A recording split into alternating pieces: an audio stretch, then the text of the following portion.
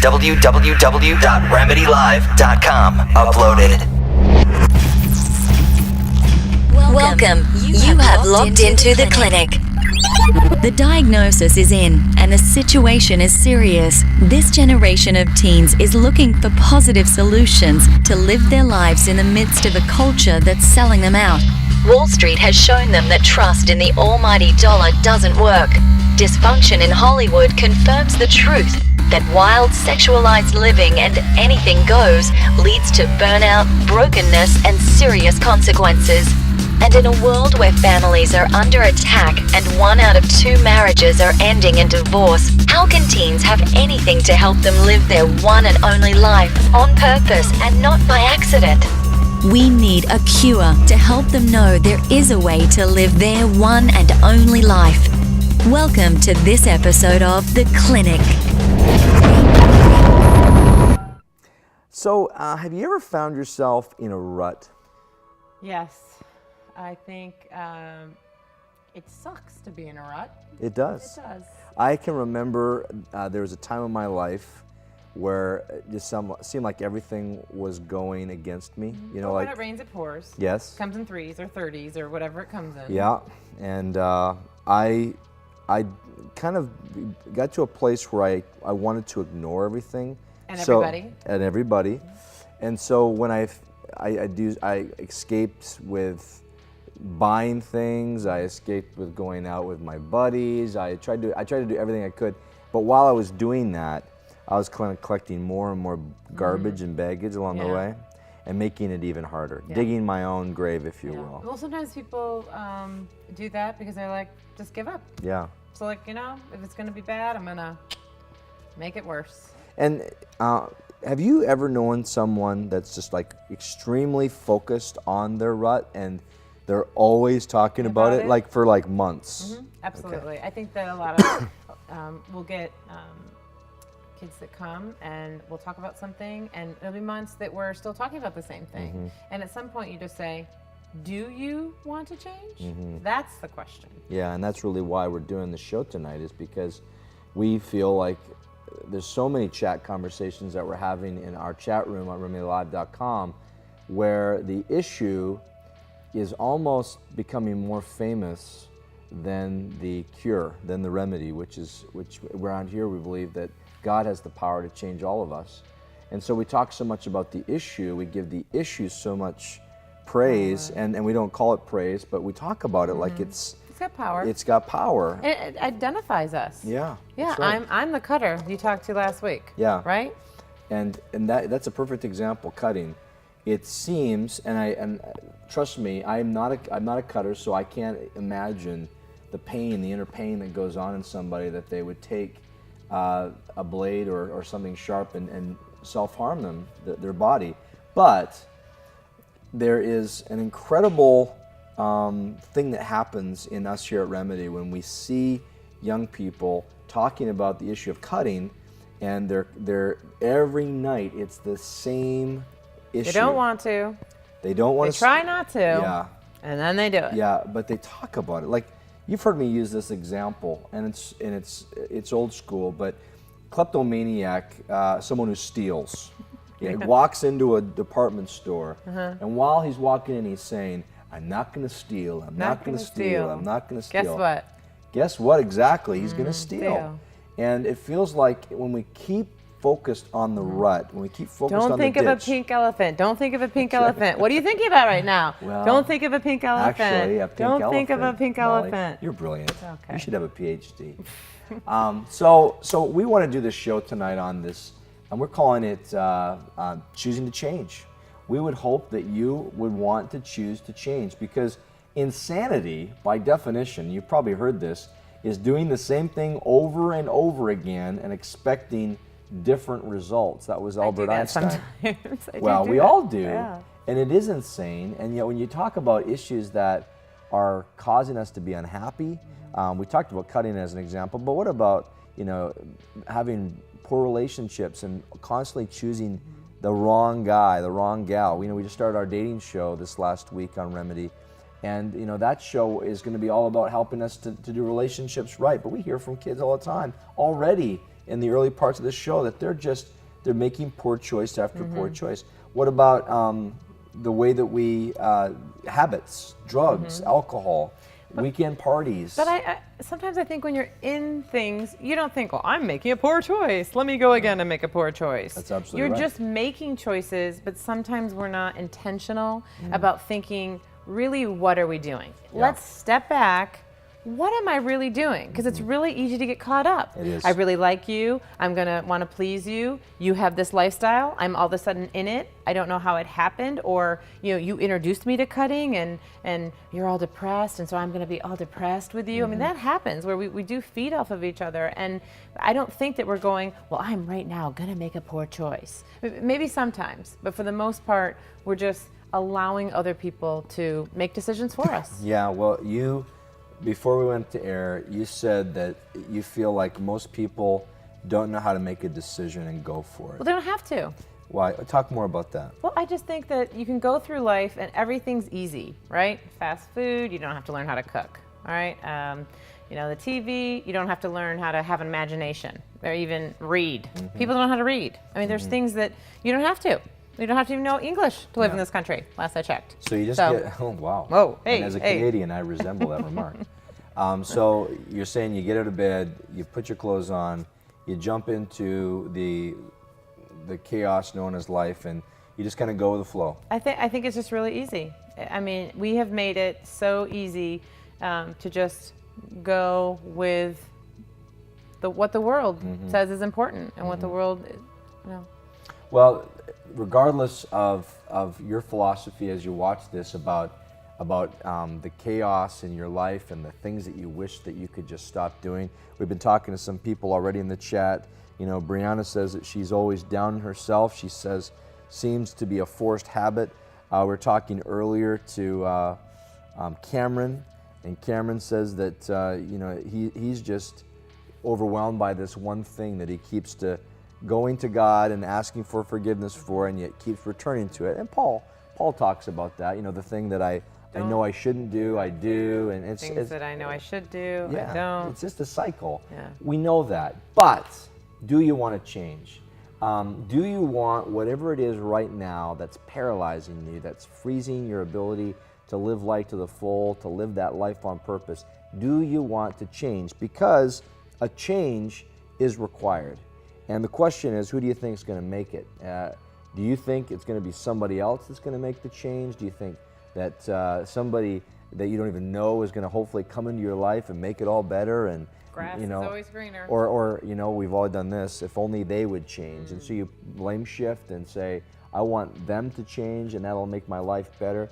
Well, the reality is that you can only control one person, and that's yourself. And even I know at that's a hard thing at times. And we talk to many of you in the chat room that feel like you can't even control yourself. But we want to let you know tonight you can. You got to take some small steps, but you can. And so on the next break, we're going to really tackle some steps that you can make to begin the process of changing your life, recognizing that, again, it's not going to be easy.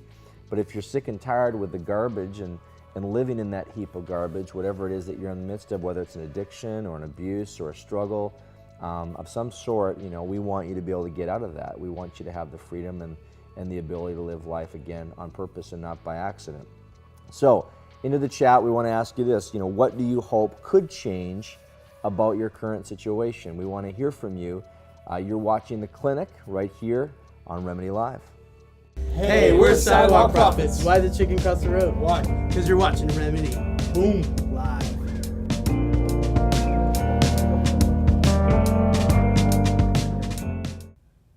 Hi, I'm Seth, and thanks for tuning in to RemedyLive.com. I'd like to introduce you to one of our brand new features called the Remedy Cam.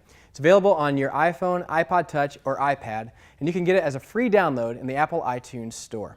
When you download this great new app, you can interact with us online using two very simple features. You can click the Share It button and respond to our weekly question, or you can share your story with us.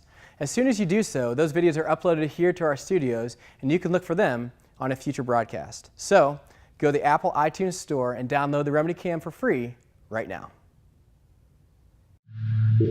Ask anybody on the street and they'll tell you the truth, or at least their version of the truth. Come on, all we have are opinions, and they're just based on our experiences. If you've had a bad experience, well, that will shift your opinion. But opinion is not truth. Not truth.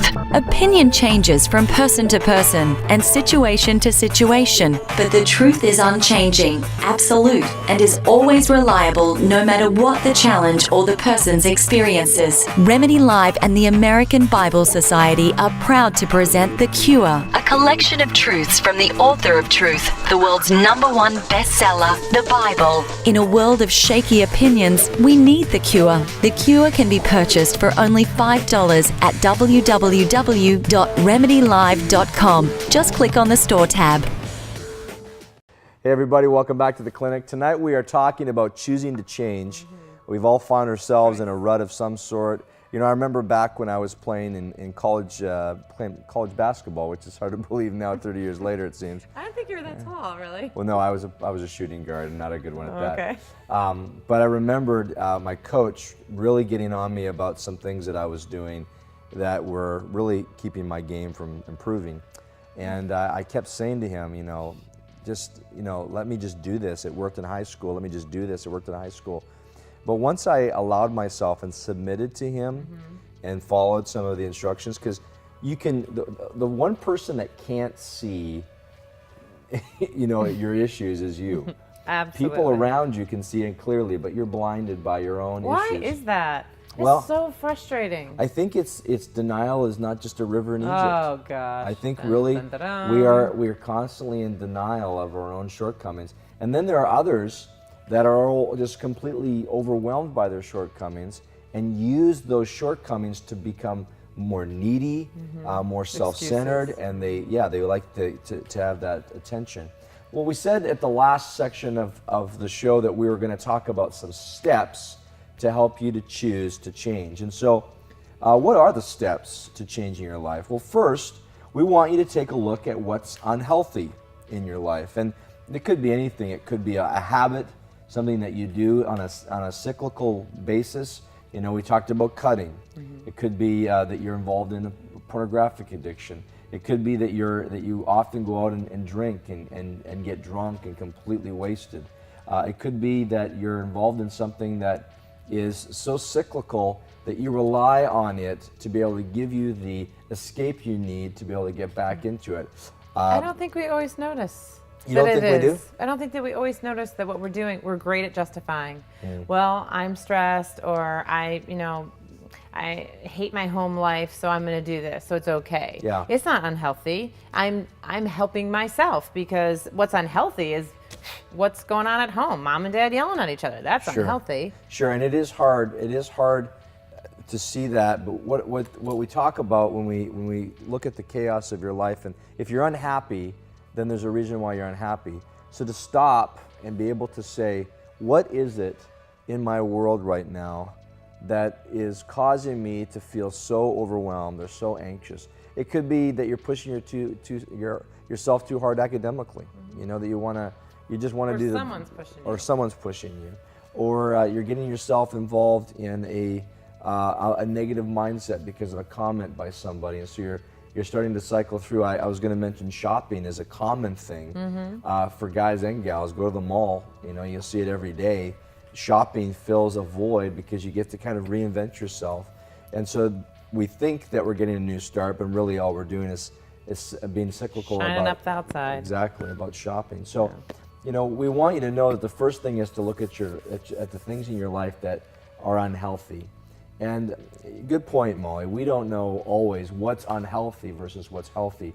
So that's why sometimes it's good, most of the time it's good, to have someone come into your life that can give you that objective opinion. But it's hard to hear it. I mean, it is hard. I think in my life it's happened where people, said, you know what, I don't think this relationship that you're in with this unchristian guy is good for you, and it's not good for God. And I said, you know what, I don't want to talk about it. You don't know. Yeah. You don't know, and you don't know the circumstance, and you don't know. Like, I didn't want to hear it. Absolutely didn't want to hear it, because I was justifying. I think that when someone risks telling you something, that's a true friend. Yeah. Because they know that, like, you're not going to be happy with them. Yeah. I wasn't happy with her Yeah. for saying it. Yeah. And I was happy now that she said it. Yeah. But at the time, it's like, I don't want to hear that. Sure. And a lot of times we get rid of good friendships because we don't want to hear it. That's the truth. Well, and we do have to be willing. If you're unhappy with where you're at, then you've got to be willing to do what it takes to be able to unclog your ears and hear some truth. The second step to be able to see your life change is to write down, and this is very important because I've done this many times. Write down a list of people that you've hurt or abused, if any. Now, you say, well, what's that got to do with wanting to change? Well, I think that because most of what we are is about relationship, it's usually a people issue. Hurt people. Exactly. You're a cutter because someone hurt you in your past.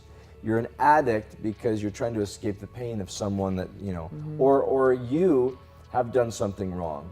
And you've been running from that thing that you did, and you've never fessed up to it, you've never asked for forgiveness for it, you've just kept doing it. And so you need to really write down a list of people. And then the next step is a real quick number 3, is to ask those people to forgive you for your attitude, your actions, and your absence as a person in their life. Absence? Yeah, well, I think that when you do something wrong to somebody, or when you find yourself running away from the pain, and again, getting yourself caught in a rut, again, back to cutting, if you're harming yourself, if you went to the person that you can diagnose has hurt you, then what you can do is you can realize the relationship has been absent. I've been absent. You have been absent from the relationship. Your best you has been absent. You still physically, of course, have been there. Maybe you've even been a walking dead person. But now, as you begin to go to them and seek reconciliation for whatever it is that had happened in your past, you're renewing who you are. And so now you're coming back into the relationship. And this is absolutely key. Do the same thing with God. First of all, go to those people, but then secondly, go to God, and this can just be in the space of your own bedroom, and just say, God, forgive me for the things I've done, the patterns of my life, the cutting, the drugs, the sexual activity, the kind of movies and the music that I'm listening to. Forgive me for these things because they're unhealthy and they're ungodly, and those things have caused you the most pain. And then the fourth step is to ask God to partner with you for your future. Now, this is important. You're saying with confidence, God, I need you as my partner to live my future differently than I've lived my past. And then to ask Him to provide people in your life that will help you live with purpose and not with accidental living like we see so many and like what you said earlier. And then commit that you'll give 100% of your energy and your time, talent, and treasure, I call it, to making the change to live a godly life. You need to do your part. God is a supernatural God, and yes, He can flick the switch and everything can be fixed. But you're not going to learn anything from that. God's saying, you know what, I'm going to connect the dots as I watch you walk in obedience and your willingness to humble yourself and to let me do some things. And that's so important. And so as we end this section, the question that we have for you going into the chat is, what lies have you believed that make you feel like change isn't worth it? Because even as I list these things, I'm sure you're saying, well, is it worth it? What lies have you believed that said, who cares about change? We want to hear from you right there in the chat room. You're watching Remedy Live, the clinic on RemedyLive.com. The night I got raided by the Drug Task Force, I thought my life was over. The only reason I started dealing was to support my habit. But that only made things worse. Even though I hated what I was doing, I didn't think I could be anything but a drug dealer and a junkie. But now, because of Teen Challenge and the faith I found here, I'm a whole different person. This program saved my life.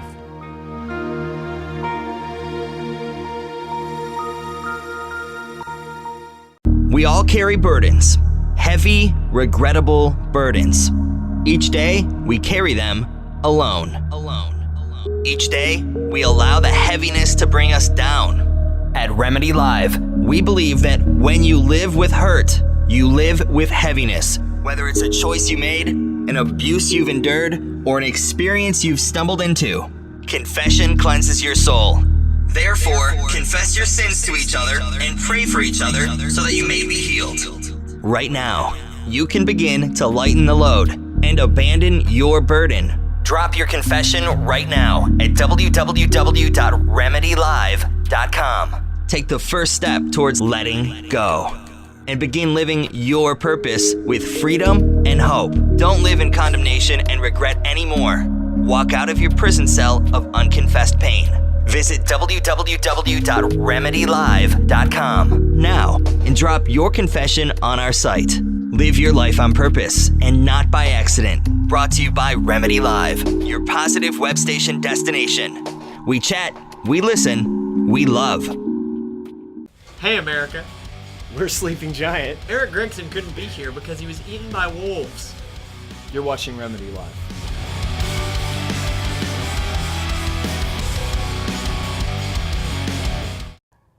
All right, welcome back to the clinic. Tonight we are talking about choosing to change. You find yourself in a rut, you find yourself in a situation where maybe there's been a cycle of addiction. We talked about cutting a lot tonight. It could be an addiction of Maybe drugs. on a hamster wheel. A hamster wheel, exactly. On a hamster wheel. And you just don't feel like you're getting off. And you're recognizing there's some unhealthy behaviors. In the last break, we gave 4 steps to start choosing to change, recognizing that it is a partnership. It's a dichotomy, if you will. You're doing stuff in obedience to the wanting to change, but you're asking God to do something supernatural in you. But you've got to stay committed 100%. This isn't you saying, you know what, I'm just going to sit back and I'm going to continue some bad behaviors. This is hard for people to hear. But we humans are the ones that get ourselves into trouble. It's not God doing these things. And so we have to ask the question, well, then why do we expect God to get us out? We got ourselves into it. Plus, he doesn't do what we can do for ourselves. He does the hard stuff, Yeah. right? He's going to do something that is like so cool if we allow it, Yeah. if we ask for it. He's going to do cool stuff. We have to do the hard stuff, the stuff right. that's like, you know, like, I don't know. If you let somebody, if you enable someone and always did it for them, they'd never figure it. We wouldn't know how to walk as a right. baby. That's true. You know, if mom always still don't carried know you how to around, walk. Yeah. why would you learn? It's Yeah. hard to get walking. Well, along those lines, I want to sing you a song, Okay. Molly. Actually, I won't sing it. But Thanks. back in the 80s or 90s, I can't remember, it was 1,000 years ago, there was a song that really came to mind today as I was Touched preparing for your this. heart. Well, it's change my heart, oh God, make it ever true. Change my heart, oh God, may I be like you. You know, help me to be able to give these things to you in truth and in honesty and transparency. And then help me, God, to become like you. And then the second verse, you're the potter, so God, you're the one in charge. I'm the clay, so I want you to mold me and to make me. This is what I pray. And that song came to mind as to kind of how to encapsulate that. You're right. You know, we need to do stuff, and God will do the big hard stuff. supernatural, the Yeah, changing thing. the cool But stuff. we've got to do our part. I heard someone say it this way, that when you ride a bike, you've got your left foot and your right foot, and you're both, the pedals are moving, right? Well, think of this when it comes to battling these kinds of things and choosing to change. God's on one pedal, you're on the other, and together you're working to be able to get some forward momentum out of your You situation. got to do your part over here. You gotta. Yeah. You got it. It's called obedience. I was also thinking about what the Cure Bible had to say about this, and I came across a text that I think is perfect. It's in Ephesians chapter 4, starting in verse 22, and it says, "You are told that your foolish desires will destroy you and that you must give up your old way of life with all its bad habits." Let's just stop there. Perfect context for our conversation tonight. You know, you've been acting foolishly. Again, remember the definition of insanity. Doing the same thing, expecting different results. Cutting yourself and thinking it's going to get better, it's going to get better. It's never going to get better. In fact, it's going to get worse. Way, way worse. Almost anything that's an escapism method will get worse before it gets better. Absolutely. Verse 23, it says, "Let the Spirit," again, if you don't know what that means, it says, "Let God change your way of thinking." Okay? Well, how does that happen?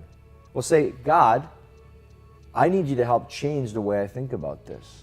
I'm going to be obedient to cut the garbage out of my life. You do the hard work, like you said, of changing the way that I think. Because I right now think about the most horrible things, and my mind needs to be thinking about And I need positive help things." Yeah. because I am stuck, and thought leads to action, Yeah. right? We don't just act. We think about it Well, you're first. back to the kleptomaniac and the pink elephant. And then we act. Yeah, that's right. If you keep thinking about that which you are stuck in the middle of, then that's all you'll stick in the middle of. But if you think of the freedom outside. Verse 24, and make you into a new person. Isn't that what we all want? You know, we want to be able to push the reset button and say, can we get a do-over here? Can I get a do-over? And I've always wanted to be able to have that, what's that button that you see at Staples? You push the button. That was easy. That was easy. I want that. And this is it right here, that when we say, God, help me change the way that I think, He helps us become new people. You were created to be like God, it says. Wow. And so you must please Him and be truly holy. Giving your struggles, your desires, your poor thinking, the relationships that have gone bad, the reason why you're hurting yourself, the reason why you're doing what you're doing is because of a bad relationship. Give all that to God. Forgive those people. Ask for forgiveness from God, and ask for forgiveness from the people that you may have hurt. Verse 25, we are part of the same body, so stop lying and start telling each other the truth. Do not deceive yourself anymore. And that telling each other the truth, find somebody that you can speak truth to and share. It won't be easy to hear, like she said, won't be easy to hear, but do that. Don't get angry when you sin. Anger is a natural response to going through this thing. You just get mad, you want things your way. Don't go to bed angry, and don't give the devil a chance.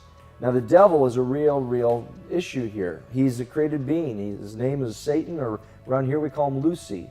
His desire is to keep you shackled to that which you're going through right now. He wants you to stay in that rut. He doesn't want you to have freedom at all. He likes it when we're feeling like we can't get Absolutely. out. He's like, yep, that's good. That's right. And back to my kleptomaniac, it says in 28, if you're a thief, quit stealing. Be honest and work hard so you'll have something to give to people in need. Back to you choosing to work hard.